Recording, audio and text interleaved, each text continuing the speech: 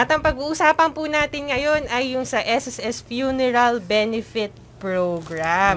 So, ang una muna nating tatanungin ay si Sir JR. And para sa kaalaman ng ating viewers, brief recap lang. Ano po ba itong SSS Funeral Benefit na ino-offer ng SSS? Bali po Ma'am Lisa, ang funeral benefit po o ang benepisyo sa pagpapalibing, ito po ay cash benefit na binibigay po sa sino mang gumastos sa pagpapalibing ng namatay po nating miyembro. Hindi naman po kailangan nakamag-anak ng namatay na miyembro ang mismong claimant. Basta po kung sino po ang nagbayad sa pagpapalibing at sa kanya po nakapangalan ang resibo mula sa punerarya, siya po ang qualified na tatanggap ng benepisyong ito. Ayan, thank you Sir Brian. No, yun yan talagang keyword kung sino yung nagbayad ng funeral expenses at kung kanino nakapangalan yung resibo, tama Opo. ba? Siya ang mag-claim ng funeral benefit. Magkano naman, Sir JR, yung matatanggap ng claimant? Opo ma'am, ito po yung madalas na tinatanong. Ang funeral benefit po ay nagkakahalaga ng 20,000 hanggang 40,000 pesos. Ngunit nakadepende po ito sa naging contributions po ng namatay nating miyembro. Tandaan lang po natin sa mga claimant, ang halaga po ng matatanggap natin ay nakabase po sa resibong isasubmit nito. Ngunit hindi po lalagpas sa kabuang funeral benefit na maaari po nating maklaim. Bibigay po ako ng halimbawa. Halimbawa po, ang funeral benefit po natin ay 30,000 pesos. Ngunit po ang resibong sinubmit po ng claimant ay 20,000 lamang. Dahil po dito, ang matatanggap lamang ng claimant ay 20,000. Ang natitira pong balanse na 10,000, ito po ay maaari pa po nating i-claim o ng iba pa pong claimant basta meron po silang resibo pong maipapakita. Isa pa pong halimbawa, kung ang funeral benefit po ay 30,000 pesos at ang pinakita po ang sinubmit po ng claimant ay 40,000. Dahil po 30,000 lang po ang balanse ng funeral benefit, ang matatanggap po ng claimant ay 30,000 lang din po. Ayan, malaking bagay na nag-cite si Sir JR ng mga examples, no? Para at least malinawan po din yung ating mga viewers pagdating doon sa mga amount ng funeral benefit na matatanggap nila. Ms. Vanjie, may additional questions ka pa ba kay Sir JR? Naku, maraming questions na kaabang-abang, di ba, sa ating mga guests, no?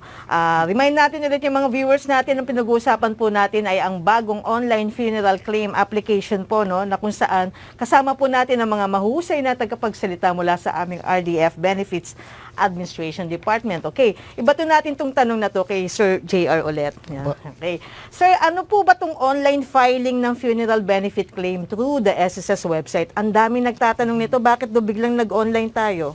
Opo, ang online filing po ng funeral benefit claim sa pamamagitan po ng SSS website, ito po ay mas pinadali, mas ligtas at mas maginhawa ang paraan ng pagpa-file. Hindi na po natin kailangan pumunta pa sa sangay o branches ng SSS para magpasa ng kanilang funeral benefit claim. Ito ay bahagi pa rin po ng digitalization efforts ng SSS kung saan lahat po ng mga benefit application ay gagawin na pong online. Okay. Sir, yung mga pangunahing kailangan daw po ng isang claimant, paano po ba yung proseso? Pag-upo niya ba ng desktop niya? Ano yung mga ihahanda niya? Anong mga kailangan ng isang claimant po? Opo, madali lang po ang mga kailangan ihanda. Una po sa lahat, kinakailangan po ang claimant ay member rin po ng SSS, meron po siyang SSS number, at rehistrado po siya sa my.sss portal na matatagpuan po sa ating official SSS website.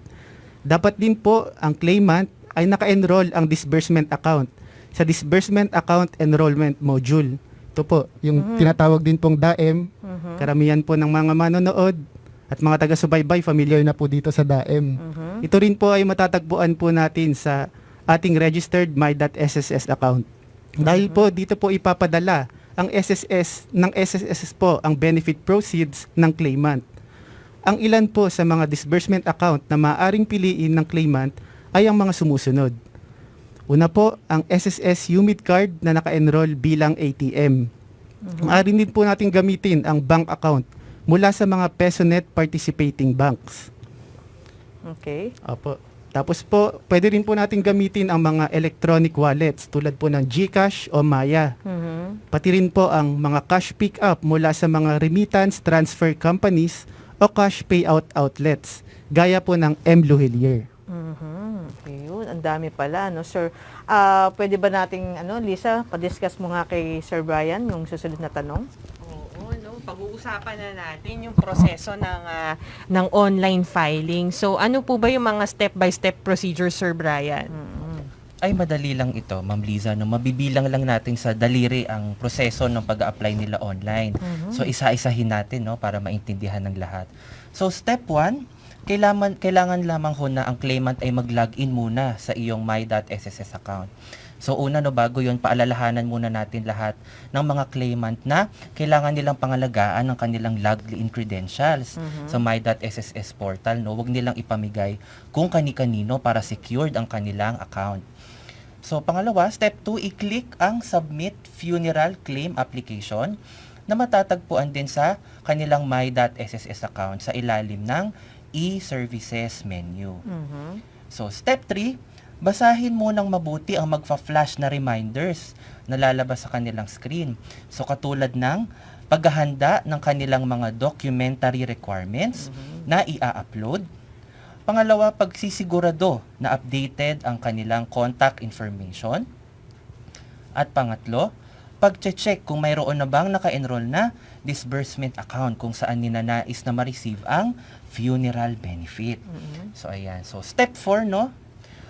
Ilagay ang mga sumusunod na kinakailangang impormasyon ng namatay na miyembro. So, hihingin po, no, ang information ng namatay na miyembro gaya ng SS number, kanyang pangalan, petsa ng kapanganakan, petsa ng pagkamatay, at ang halaga ng nagastos sa pagpapalibing. So kapag na-fill out na po natin ito mga ito, i-click po natin ang proceed button.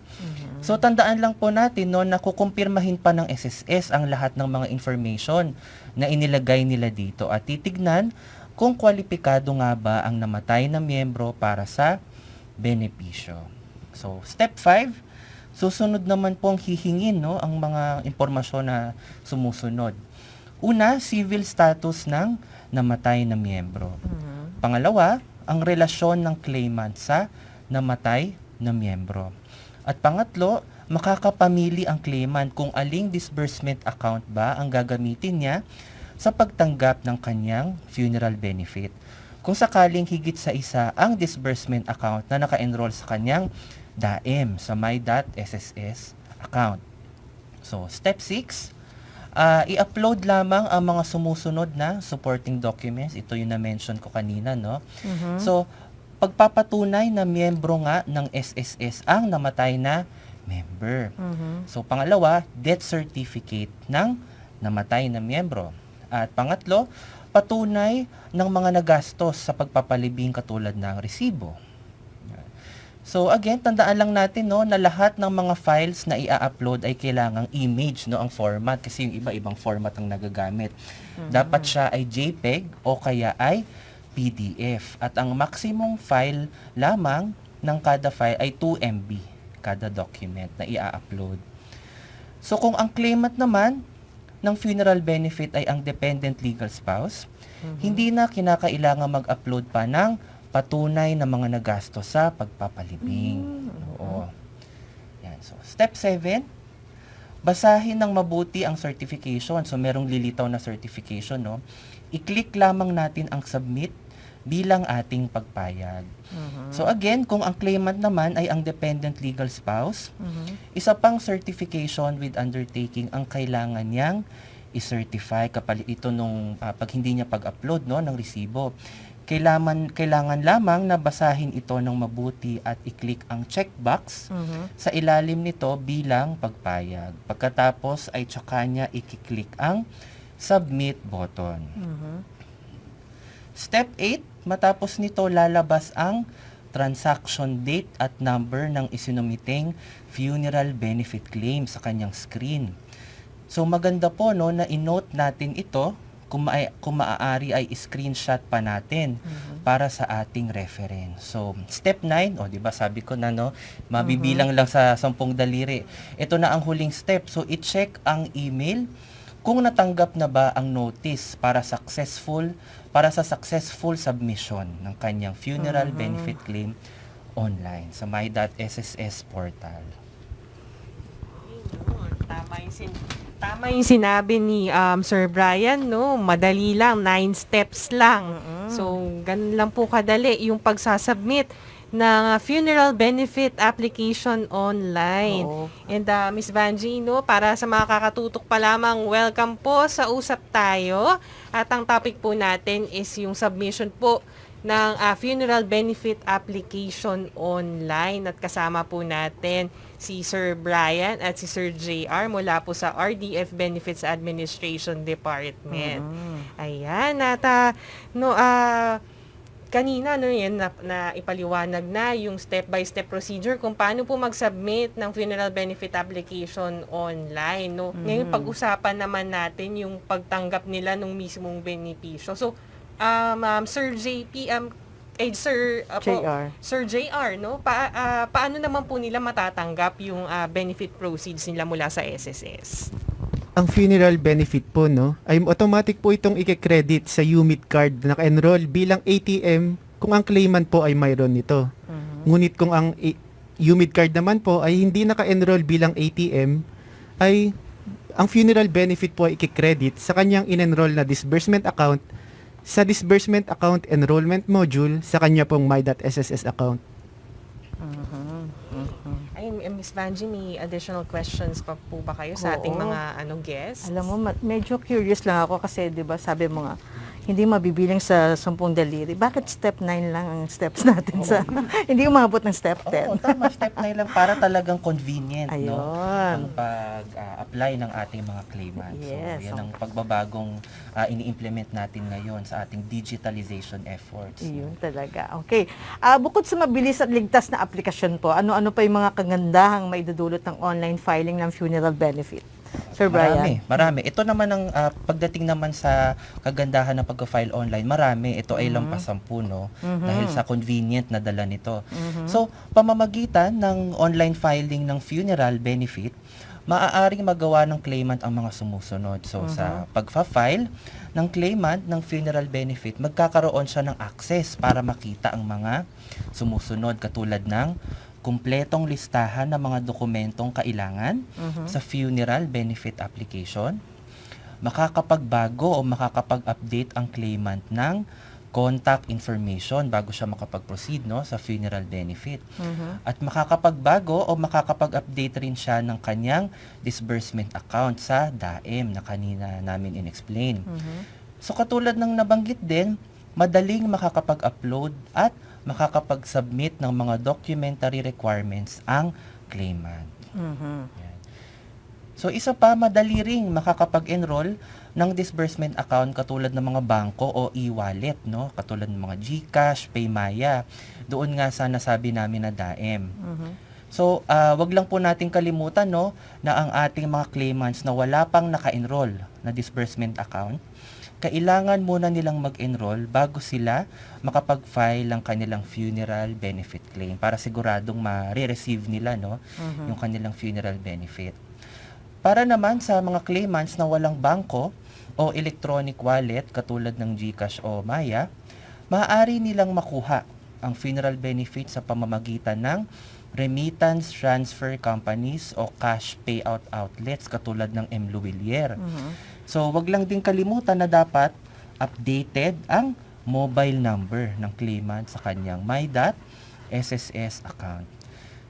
So, katulad din ng nabanggit ko kanina, guided naman ang ating mga claimants dahil sila ay makakatanggap ng email notification kung matagumpay na nilang nasumite ang funeral benefit claim sa kanyang my.sss account at kung ano ang status nito. Kaya dapat updated ang kanilang mga email address. Okay, well said, Sir Brian, no? Ang daming dapat na tandaan ng ating mga members. Pero simple lang naman, no? Sinimplify na nga yung proseso, no? Unang-una, online na. Pangalawa, puro mga i-upload na lang yung mga documents, ano? So, mga members, kung may mga katanungan ho, mga claimants po natin, no? Baka may mga application ho kayo ngayon sa funeral, sa online filing ng funeral ho namin. Magpadala na ho kayo ng katanungan. Kasama ho natin si Sir JR at si Sir Brian. Wala po sa aming RDF Benefits Administration Department. Magtanong na po. At syempre, katulong pa rin natin ang mga FB admins natin. Ayan, para ho ma-address ang inyong mga concerns. dito po sa aming FB page. Lisa? Yes, at ito, meron na tayong mga nakalinyang mga questions no, galing sa ating viewers.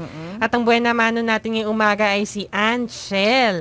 Ang tanong po niya kung magkano daw po ba ang pwedeng matanggap na funeral benefit sa SSS.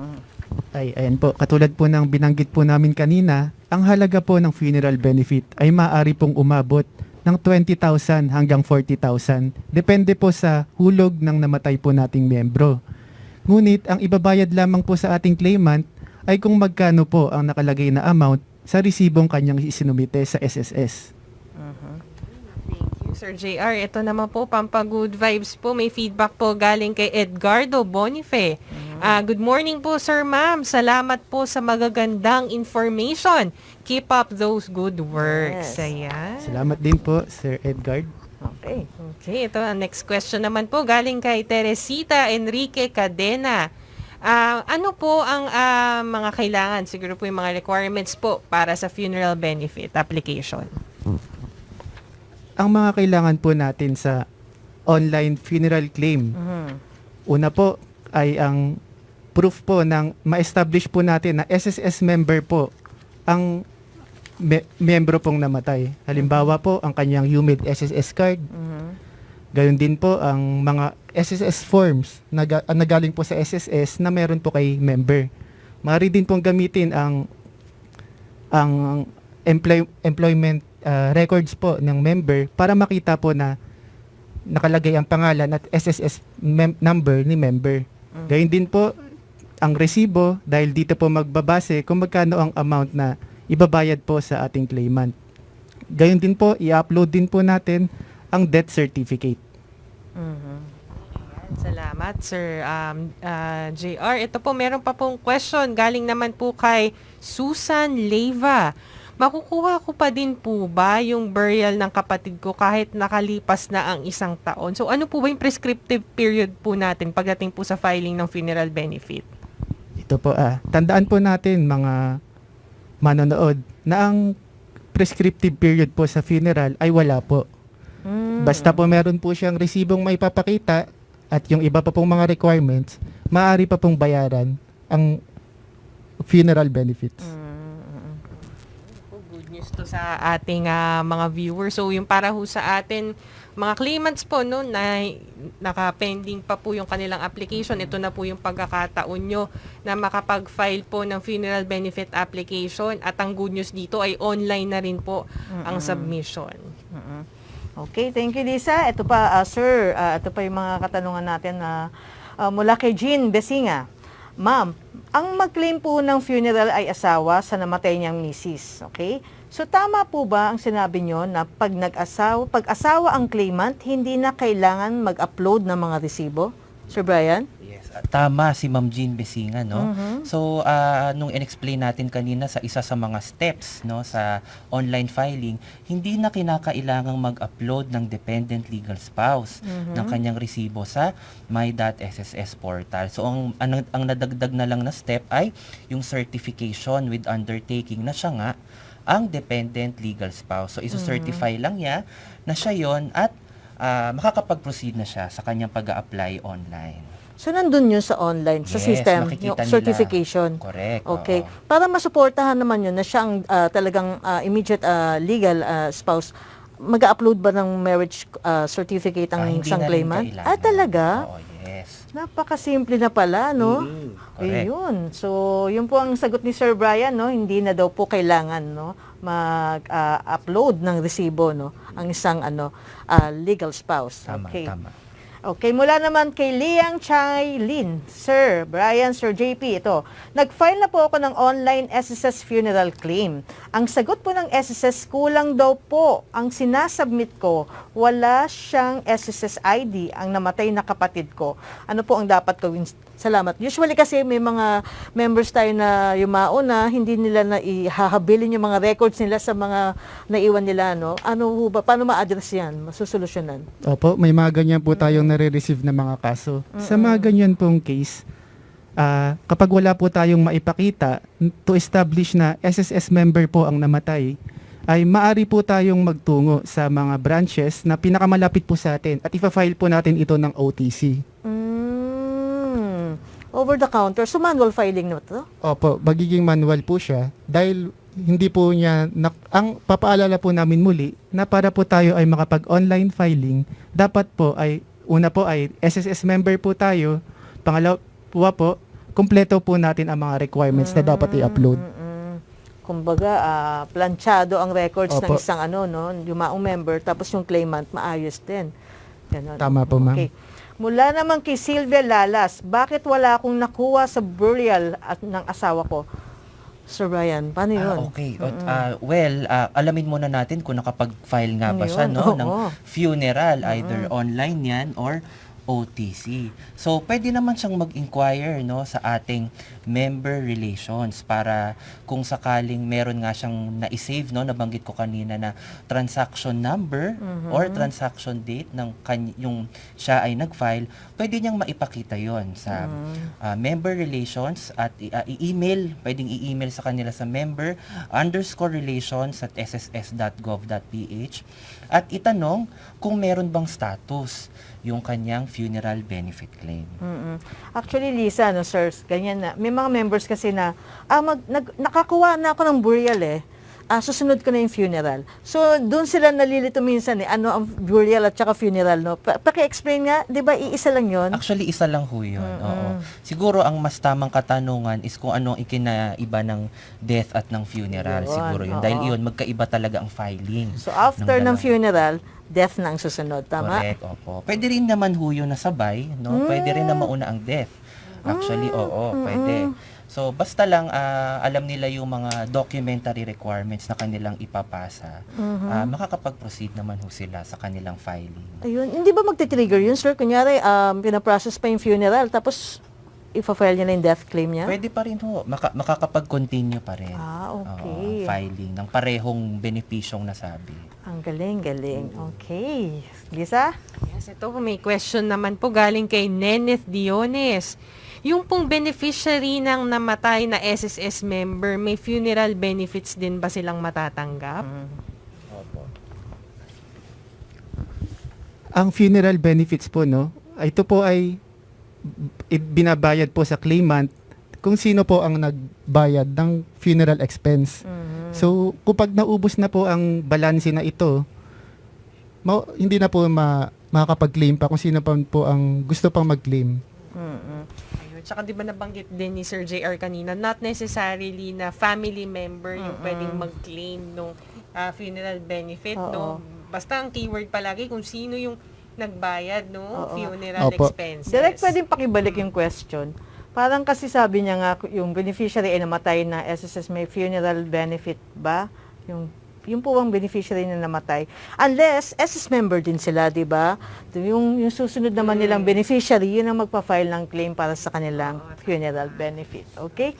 Mukhang may magandang message tayo direct dyan mula sa ating favorite guest na si Sir J. Jompok. Hi, Sir J! Sabi ni Sir J. Jompok, proud of you guys. Wow, palakpakan Salamat naman po, Sir J. dyan.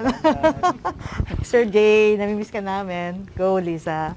Yes, ito pa. Meron pa po galing kay Maricor. Paano po pag nawala ang mga documents? Naku po, ano ang dapat gawin?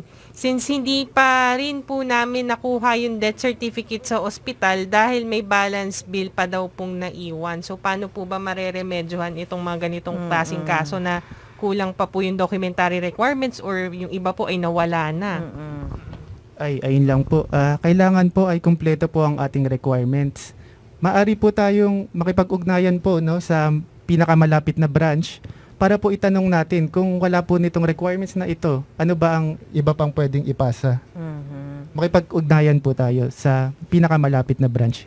Tsaka wala rin naman tayong prescriptive period, Tama di ba? po, ma'am. So habang inaayos niyo po yung mga documents, okay lang po yan. Mas mainam po, mas maayos na documents para pag nag-file kayo, wala na pong problema. Okay, Lisa? Oo, huwag tayong magmadali kasi wala namang prescriptive period. Mahirap pag nagmamadali minsan, may kulang na documents, kaya minsan doon napipending yung mga Minsan applications. lumalapit sa mga scammers, Oo, di ba?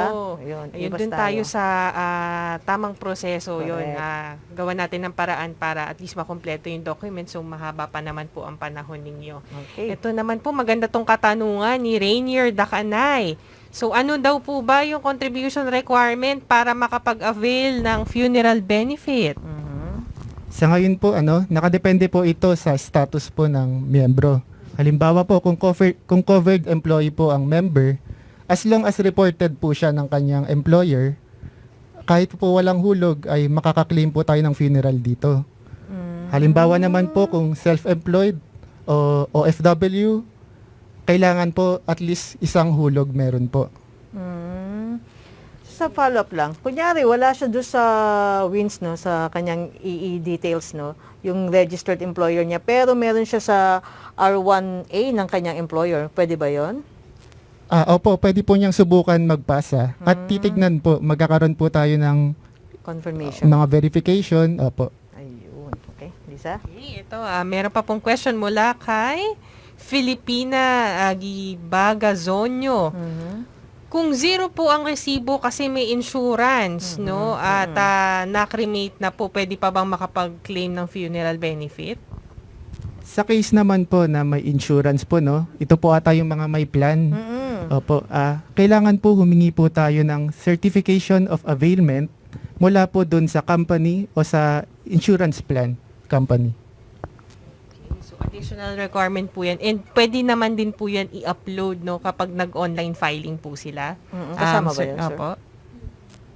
Pwede po siyang i-upload. Dapat po yung plan ay nakapangalan po sa miyembro. Kung sakali po na sa claimant po nakapangalan at pinapagamit po doon sa miyembro, kailangan po tayong mag-file through OTC. Okay. Ayan. Thank you for the clarification, Sir JR. Okay. Ito po, meron pa pong question galing kay Emmy Enconado. Ma'am, sir, have a nice day. Lahat po ng sinabi ni sir ay kumpleto ako. Kaso lang, ang mga papel about sa funeral documents, kasi mahina ang signal daw doon po sa Mindanao. So baka siguro nahihirapan siyang So, mag-online pag filing. Sir, paano ba yun? Oo. Correct. May Oo. iba pa bang option, Sir Brian? Meron. Actually, no, ang ating mga SSS branches ay meron kanya-kanyang e-center. So kung talagang gusto niyang mag-online, no, pwede siyang magpatulong sa pinakamalapit na SSS branch, particularly doon sa e-center. At siya ay gagabayan ng mga empleyado po na nandoon para successfully ma-submit niya ang kanyang documentary requirements online. Okay, naku, kaya isa pang reminder din pala sa ating mga viewers, Miss Banji, huwag kayong Yes. huwag kayong Kumapit. sa mga online fixers and scammers, lalo na kung kukunin yung inyong login credentials. Nako, protektahan nyo po yung inyong my.sss login credentials, no, katulad ng pagprotekta nyo sa mga PIN, no, sa inyong mga ATM card, kasi mahirap na at baka makompormisong inyong personal information, baka hindi ninyo alam, nagla-login na yung mga fixers and scammers at Correct. nagpa-file ng mga ibang benepisyo nang hindi ninyo alam. So, ayun po, mahigpit na reminder po para sa publiko. Ayan, Miss Banji, may questions pa po Oo, tayo. actually may na-assist akong isang claimant, no. Akala niya nagbe-verify siya, may status na yung claim niya, funeral po. Humingi siya ng tulong sa isang nagmagandang loob na kapitbahay niya. Upon verification, walang application. So, iwasan na rin natin yon. Kaya nga po may mga tanggapan tayo sa iba't ibang lugar ng Pilipinas, no? At may mga e-centers tayo, maaari kayo magpatulong doon. Okay? Mula kay Aida Aroza, good message po ito. Good morning and thank you for the information daw po, Sir JR and Sir Brian. Salamat din po. Okay? Mula naman kay Grace H. Evidente. Ma'am, ang asawa ko ay namatay sa Florida, USA. Hindi siya naka-take oath as dual citizenship dahil nagkasakit siya 2019 at namatay noong 2020 during early pandemic. Ano ang gagawin ko para makuha ko ang burial benefits at ma-transfer sa akin ang kanyang pensyon? So, possible na tumatanggap to ng retirement pension siguro. At ang case po nito, sa pagkakaintindi ko po, namatay po ang kanyang asawa sa abroad. Sa US po. Opo, para ang magiging basis po natin dito, no, ang i-required po natin na requirements, dapat po meron po siyang death certificate po na mula po sa Vital Statistics Office of host country dapat po na English translated din po ito para po mabasa po natin ang mga impormasyon. Tapos po nito, magtungo na lang po tayo sa pinakamalapit po na branch head, ay branch. Doon po tayo mag-file. Pwede naman yun. Okay. Isa? Oo, meron pa po tayong question mula naman kay Kat Tyler. Ayan, actually natanong na po ito kanina pero yung Address na parang rin. dun sa mga Bagong mga gising lang. Oo, sa usap tayo. Magkano daw po ba ang makukuha na funeral benefit sa SSS, Sir JR? Sige po, maganda pong ulit-ulitin po natin yung sagot, no, para maintindihan po lubos na ng ating mga manonood kung magkano po ang amount ng funeral benefit. Correct. Ang amount po ng funeral benefit, muli po ay nagkakahalaga po ito ng 20,000 hanggang 40,000. Depende po sa contributions po ng namatay po na miyembro. Ngunit po ang binabayad po sa ating claimant ay kung ano lang po ang nakalagay sa resibong kanyang isusumite. Okay, ayan, thank you po sa clarification, Sir JR. Ito po, meron pa tayong next question. And habang inaayos lang po yung susunod na question, ay ayan, mula po kay Susan Leyva. Ma'am, sir, paano po kaya ang mas mabuti Mabuti niyang kong gawin? gawin. Kasi po, yung nakapangalan sa resibo ng ay yung kapatid niyang lalaki, nag-abroad na daw po. Paano daw po kaya yun? Kasi ang balak ay siya na lang daw ang mag-aayos ng mga papeles kahit wala na ang kanyang kapatid. So, possible po ba na si Ma'am Susan na lang po ang mag-file ng funeral claim online in behalf of his brother? Yung mga ganyang case po, na kung hindi po nakapangalan sa atin ang resibo ng pinagastusan po ng funeral, dadalhin po natin yung resibo sa pinakamalapit po muli na branches at ang branch po ay hihingi po sa atin ng additional requirements. Tulad ng? Ito po, maaaring paggawan po ng una po nung patotoo na Okay. siya na ang pinagkukuha ng funeral benefit. Ayun. So, pwede naman. Posible. Apo. Okay. Pero dadaan pa rin po ito ng verification po ng ating mga branches. Correct. Okay. Okay, at ako pagpahingayin po muna natin ang ating mga guests Mga guests at natin. batiin po muna natin yung mga sumusubaybay sa Usap Tayo. Hello po kay Mechi Salas, kay Robelyn Luardo. Mabuting araw kay Rogelio Bakay. Happy viewing po kay Ariel Merin. Hello po kay Cherry Ann Bacod. Hello po kay Cora Hadi. Mabuting araw kay Jean Cabinang. Kay Beth Santualia. Hello po kay Nev Valdevia. Mabuting araw kay Josephine Lori. Hello kay Lovely Bloom. Mabuting araw kay Roseline Romano at kay Aurora Carranza. Sino pa yung babatiin natin, Miss Vanjie? Gusto ko yun. Lovely Bloom, no? Sobra-sobra na yan. Anyway. Namumukad ka. Oo. Happy viewing sa'yo, Mike General. Uy, iba to. Mike General, happy viewing sa'yo. Emilita Sherbo, si Nilda Mahinay, mabuting araw po. Happy viewing sa'yo, Caroline Flores, si Perseus Medinilla, si Niles Roque. At syempre, binabati natin ang mga masisipag nating FB Warriors headed by Miss Chedi Carlos, si Joseph, si Ma'am Flor, si Isa, si Luch, si Joe, si George, Melissa, JR, JP, Grant, Cynthia, Daisy, si Russell, si Webelin, si Mavi, Chef. Maraming salamat sa inyo, FB Warriors. At syempre, binabati natin ang happy birthday si Ma'am Cynthia. And of course, si Senior Vice President Normie Doctor at ang ating Department Manager na si Ma'am Luke Martinez at ang mga MSSG heads. Maraming salamat po sa inyong tulong. Okay? Ayan na. May tanong dito, Lisa, mula kay, akala ko announcement, The Shadow. Okay?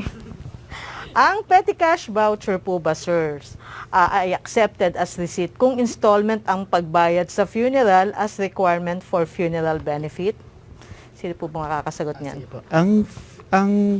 Ang mga funeral expenses po, no, na maaari pong tanggapin ng SSS, una po, dapat yung ginastos po sa pag-eembalsa mo. Yun din po yung binayad po sa pampabili ng kabaong. Maging ang mga funeral services, ang cremation po or ang interment, o ang mga bayad sa sementeryo o sa memorial lot. Yun po ang mga tinatanggap lamang po na funeral expenses. Okay, may follow-up question ako dyan, Sir Brian. Yung ibig sabihin, yung doon po sa nabanggit nyo, so ibig sabihin hindi po pasok, no, yung mga, halimbawa, yung mga flower wreaths, yung mga, pati po yung mga pagkain, no, na yung binibigay, no, para sa mga bisita habang, may lamay. So, hindi po yun pwedeng isama sa, mga i-present na Expenses? mga resibo as expenses. Dito po pumapasok po yung tinatawag na affidavit of funeral expenses na dito pwede pong isulat kung ano pa po yung ibang nagastos. Ngunit hanggat maaari po yung mga nabanggit ko lang po na resibo, yun po ang ipapakita natin, ipepresent po natin o gagamitin sa pag-submit po ng funeral claim. Okay, ayan. Thank you sa clarification, Sir JR. Ito po, meron pa pong question galing kay Renzo Ragan. Paano po ba yung online, no, filing ng retirement benefit claim, no, para sa online na Sir process, Brian, Sir ang ating Brian? expert. Katulad ng nabanggit ko kanina, no, mabibilang lang sa daliri ang pag-a-apply online. So, kailangan lamang na ang isang miyembro ay merong My.SSS portal. At kailangan nakarehistro siya doon. So, kapag siya ay nasa My.SSS portal na, makikita niya ang e-services menu at doon ay makikita rin niya ang Submit Funeral Claim Application. So, pagkatapos nun, no, ihanda muna niya ang mga documentary requirements na kanyang i-upload at siguraduhin na updated ang kanyang contact information. At bago rin iyon, siguraduhin din niya na meron siyang naka-enroll na disbursement account. So yung pag-enroll ng disbursement account, magagawa niya yun sa disbursement account enrollment module na makikita din sa My.SSS portal. So gusto rin naming ipaalam, no, na ang claimant ay kailangang i-provide ang mga sumusunod na information katulad ng SS number ng namatay na miyembro, pangalan, petsa ng kapanganakan, petsa ng pagkamatay, at halaga ng nagasto sa pagpapalibing. So tandaan lang natin, no, na yung mga binigay niyang information ay titignan pa rin ito ng SSS at titignan nila kung qualified nga ba, no, ang namatay na miyembro sa benepisyong yon. Oo. At ipoprovide din natin ang mga sumusunod na information. So, civil status ng namatay na miyembro, relasyon ng claimant sa namatay na miyembro, at makakapamili din ang claimant ng disbursement account kung meron siyang na-enroll na more than one, no, na disbursement account sa kanyang My.SSS portal. So ito po, no, importante ito, kailangang mag-upload ng kanyang mga supporting documents. So una doon, pagpapatunay na ang miyembro na namatay ay miyembro nga ng SSS. So kasama na dito yung mga SSS na ID, so no, E1, E4. So I guess yung iba alam naman na ito, no. So pangalawa, yung death certificate ng namatay na miyembro. At pangatlo, patunay ng mga nagastos katulad ng resibo. So ayun. So ipaalala lang namin, no, isa sa mga enhancement namin lately ay ang hindi na kailangan mag-upload ng documentary requirements ng resibo ng dependent legal spouse. Oo. So kailangan na lamang niya na mag-certify na siya ay dependent legal spouse at makakapag-proceed na siya sa kanyang pag-apply online. Ayun. So, i-note lang din natin, no, na pagkatapos ng kanyang mga pagpoproseso ng kanyang online, lalabas ang transaction date at number ng kanyang isinubmit na funeral benefit claim. So maganda na ma-note natin to, no, para in case meron tayong katanungan sa status, pwede nating i-email ang SSS kung ano na ba ang status nito. Pagkatapos noon, makaka-receive ang claimant ng email notification na successfully na-submit na niya online ang kanyang funeral benefit claim. So talaga namang guided naman yung member at madali lang yung steps. Makikita niya sa screen kung ano ba ang susunod na step na kailangan niyang gawin online. Very friendly, very convenient. Yes, thank you, Sir Brian. Curious lang ako, pwede mo ba kami dalhin doon sa ating app, no? Yung type of claimants, di ba, spouse, ano ba? Meron pa, kunyari, ako, as a friend, pwede bang mag-file ng claim? Pwede rin to. Kahit sino ho, pwedeng mag... So, anong category yes. niya? As a friend? Ganun bang ano? Anong claimant type? Claimant type niya? May spouse? Ano pa? Meron din siyang, pwedeng anak niya, Okay. pwedeng kanyang mga magulang. Mhm. Ayun. So, yun po yung mga lalabas doon. Ayun. Okay, thank you, Sir Brian. Wala namang kay Direk. Ito na. Si MG Garnica. Ma'am, sir, may SSS po papa namin. Kaso namatay na po siya noong 2011. Last month lang po namin nakita, nalaman na may SS po siya. Meron pa po ba kaming makukuha sa SSS niya po? Salamat po. So actually, pwede rin nating ipa-check, no? Kung meron nga bang makukuha ang namatay na miyembro. Una sa lahat, kung hindi nila alam ang SSS number, pwede silang makipag-ugnayan sa pinakamalapit na SSS branch office at magbigay sila ng mga pagpapatunay na ang kanilang hinahanap na miyembro ay qualified nga doon sa funeral benefit. So pagkatapos noon, malalaman na natin kung makakapag-file si claimant kung pwede niyang i-continue ang pagpa-file ng funeral benefit claim. Thank you, Sir Brian. Alam niyo po, minsan yan ang problema, no? Nagkakagulatan, ay, member pa lang aking ganyan. Naku, hanapin pa namin yung records niya. So, minsan yung nagpapadelay ng proseso, Lisa. Sometimes, kailangan maging practical na tayo, kaya dinidiscuss nga natin tong funeral benefit, no? Naabisuhan na natin yung mga kamag-anak natin, mga mahal sa buhay natin na, uy, may SSS ako. Kaya, pwede kang mag-claim ng kung ano naman para sa akin kung ako ay pumayapa. Ayan, okay? Mula kay Richelle Dumaplin Merca. Good morning po, ma'am, sir. Tatanong ko po kung pwede pa po naming maklaim ang death claim or lump sum ng papa ko. 20 years na po siya mula nung namatay. 20 years ago, Sir Brian? Pwede pa rin po niyang i-file ang death claim. Oo. Pwede rin nga rin niyang isabay, no, yung funeral kasabay ng pagpa-file niya ng death claim. So, pwede ring online, pwede ring OTC. Kasi recently, nag-enhance na rin ng SSS ng kanilang system. Pwede na rin mag-file online ang mga dependent legal spouse ng death benefit claim. Tsaka yung mga anak nga, no, Tay, may SS member ka ba? Sabihin mo na kaagad sa amin para hindi na kami magkagulo kung mawala ka, no? Minsan din nagkakagulo eh. So, yun po. Wala naman kay Marlene Taginod. Good morning po, sir, ma'am. How to avail funeral benefit? Mother ko po last 2 months. Naku, condolence po. Nag-pass away na po at member po siya. Opo. So, katulad ng nabanggit namin kanina, pwede siyang mag-file online, pwede rin siyang mag-file OTC. Pero syempre, since na-enhance naman na ng SSS na mayroon ng online, sa pagpa-file ng funeral, mag-online na lang siya para madali niya. At madali niya masasabit ang kanyang documentary requirements. Okay. Lisa, may good message dito. Pakibasa. Opo, mula naman ito kay Rose Samurai Bonilla. Thank you, Sirs Brian and JR, no, sa mga information. Ako pala, bale, ang maglalakad sa burial ng tatay ko since nakapangalan daw po sa kanya. Ang death certificate. Ayun. So, tsaka sa OR din siguro, Miss Vanjie. So, kung sino minsan yung dapat nasa OR, di ba? Yun Correct, ang ano. correct. Oo. Opo, siya po ang magpa-file. At saka paalala po, minsan kasi may mga discrepancy, di ba, sir? Wrong spelling yung nailalagay dun sa funeral. Siyempre, humahagulgul pa ng mga oras na yun. Anong pangalan niyo po? Kaya minsan, ayun. So, ingatan po natin, no? Magbigay po tayo ng tamang detalye. Yung valid IDs po natin, i-present natin sa puneraryo para tamang spelling yung nasa resibo.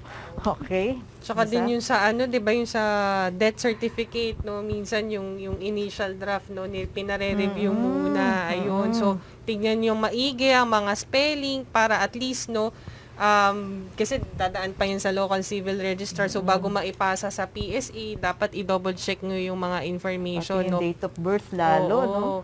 para hindi din kayo na-hassle, no, sa pagpapaayos ng mga dokumentong ito. Ayan. At meron namang question galing kay Rainier Dacanay. So, clarify lang po kung ang funeral at burial claim ay iisa lamang. Oo, tama na pag-usapan na natin to kanina, no. So iisa lamang po iyon. So pero ang tamang tawag ko ay funeral benefit claim at yun din ang makikita niya pagbukas niya ng kanyang my.sss portal. Siguro ang isa pa niyang gustong tanungin ay kung pareho ba ang funeral at death, yun ho ang magkaiba. So yun ho ang pwede niyang i-file ng magkahiwalay, pwede rin hong sabay. Okay, tanongin mo, nag-file ka na ba ng FB? Ano yung FB? Funeral benefit. Ayan. Isa. Ito, Miss Vanji, no? At sa ating mga guests, galing naman po itong katanungan kay Malu Bulalayaw. Kung walang legal spouse, siblings, yun po yung mga anak, pwede po ba kung yung living partner yung mag-claim ng funeral benefit? Opo, pwede po yun. As long as siya po yung nagbayad po no, ng funeral expense, may mapapakita po siyang resibo. At kung member po siya ng SSS, same procedure po ng ating online filing. Lagay lang po niya sa relationship, yung live-in po, mas familiar, pwede rin po ito ang tinatawag na common law spouse. So yun po yung pipiliin. So yun yung pipiliin niya. Opo. Okay, thank you po sa advice niyo, Sir JR. Ito naman po, no, comment po galing kay Rochelle Dumaplin Merca. Thank you, Sir Ma'am, sa pagsagot ng katanungan ko at God bless po sa inyo. Nakakatuwa, no? Maraming natutuwa at na-address yung mga questions nila. Oo, kaya tutok lang po kayo sa usap tayo at kung meron ho kayong mga katanungan, i-post nyo lamang po yan sa ating pong comment section. Okay. Wala naman kay Bernver. Makakakuha po ba ako ng funeral claim ng anak ko kahit 2019 pa na hindi ko naasikaso? Yung member beneficiary ko, anak ko, tanong ko lang po para maliwanagan po ako. So, anak niya po yung member natin. Opo, kahit gaano po yan katagal, basta meron po tayong mga requirements, kompleto po tayo, ay maaari pa rin po tayo mag-claim ng funeral benefit. Pag ganyan ang situation, kailangan niya pa ba mag-produce ng birth certificate ng anak niya as mother as claimant? Hindi naman po kasi requirements ang birth certificate. Okay. Opo. So, death certificate, po, certificate opo, talaga. resibo. Okay, thank you, sir. Wala naman kay Jean Besinga. Sir, ang claimant po ng funeral ay asawa at namatay ang asawa niya abroad. Meron na po siyang death certificate na English translated ho. Pwede po ba siya sa online mag-file, Sir Brian, or kailangan sa branch pa po? Actually, pwede siyang mag-file online. Oo, no? Basta ma-i-upload niya yung mga documentary requirements na nabanggit ko kanina.